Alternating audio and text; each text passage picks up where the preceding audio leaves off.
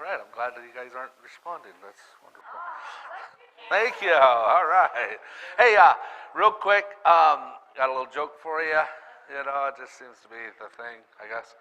But this is from Shelley, I believe it was, right? So there's this Sunday school teacher, and she's got her kids in there, and she goes, you know, kids, if I sell everything, I sell my house, my car, my furniture, and I give it to the church, does that get me into heaven? They all said, no. So she goes, okay, if I go to the church and I serve the pastor, I mow the lawn, I fix everything, I do everything that needs to be done, clean the toilets, does that get me into heaven? And they'll go, no. Say, okay, so what if I go serve the community and I feed the homeless and I go to the old folks' home and I do things there and I do everything for the community and just volunteer my time, and does that get me into heaven? And they all said, no. So she goes, okay, so what gets me into heaven? They raise their hand. She calls on this 5-year-old little boy and she goes, what gets me into heaven then? He goes, you have to die first. All right. Yes. All right, I got a little video for you guys. I want you to pay close attention. I think you'll be surprised, all right? So I'm not going to give you any, but just watch this video here real quick. It's about a minute long. And he said, Dad, guess which is it? Is it NBA or NFL? 36 have been accused of spousal abuse. 7 have been arrested for fraud. 19 have been accused of writing bad checks. 117 have directly or indirectly been bankrupted at least 2 businesses. 3 have done time for assault. 71, I repeat, 71 cannot get a credit card due to their bad credit. 14 have been arrested on drug-related charges. 8 have been arrested for shoplifting. 21 currently are defendants in lawsuits, and 84 have been arrested for drunk driving in the last year. How many of you think NBA? How many of you think NFL? Well, the answer is neither. It's the 435 members of the United States Congress. Yes, all right. So we're going to be talking about walking in the Spirit today, and the Holy Spirit dwells in us.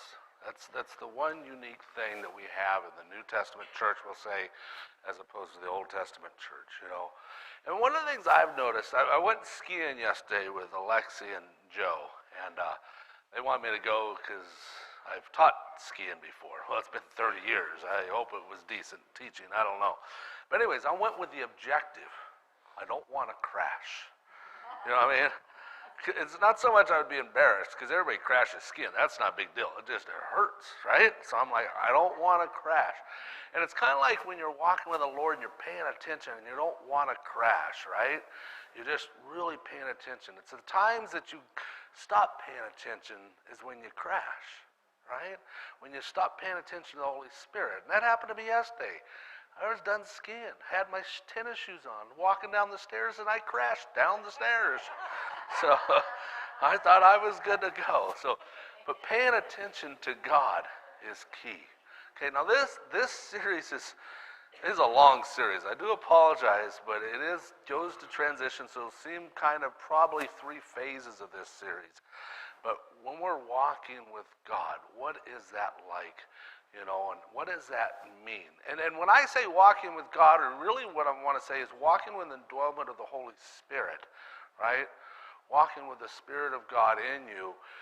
We're going to have, just by me saying that, we're going to have a wide variety of what people think.